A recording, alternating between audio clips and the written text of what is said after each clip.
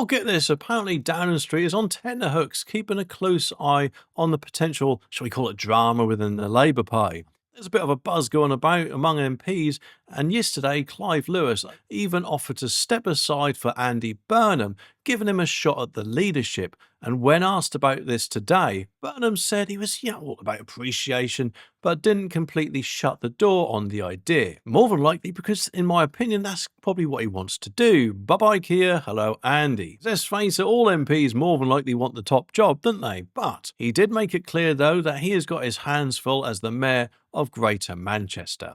Meanwhile, Number 10 is gearing up for some possible MP manoeuvring after the budget, especially if backbench demands for more spending aren't met. And Labour MP Rachel Maskell mentioned there are already rumblings of rebellion. She's been backing Burnham too, saying that he can tell a compelling story and connect with people, something which obviously it seems Keir Starmer can't do. That is why I often call him Keir Starmer, because in my opinion he seems quite wooden. But anyway, if the budget doesn't deliver for both the numbers and the narrative, she thinks people will start wondering about the next leader. To be honest with you, Rachel, I think people have been wondering about that for some time. But get this, she also pointed out that there has been some quietness this week, but the chatter is picking up again. And she believes the Prime Minister needs to take a hard look in the mirror and consider if he's got what it takes to lead Labour right now, or at all, in my opinion. Burnham, who apparently has had to go at the leadership twice before, is quite popular with the Labour left and faced some backlash at the party conference in Liverpool a few months ago.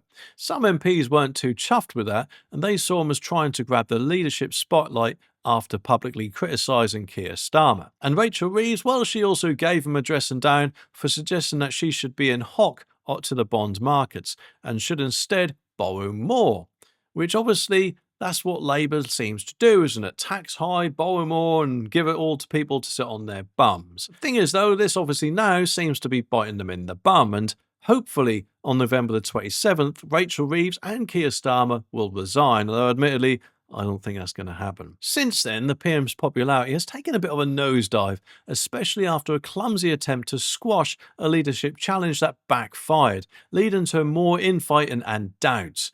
And Downing Street allies even accused West Streeting of plotting a coup. And Keir's supporters, or probably two of them I'm guessing, are adamant that he'd fight any challenge to his leadership if 80 MPs trigger a contest.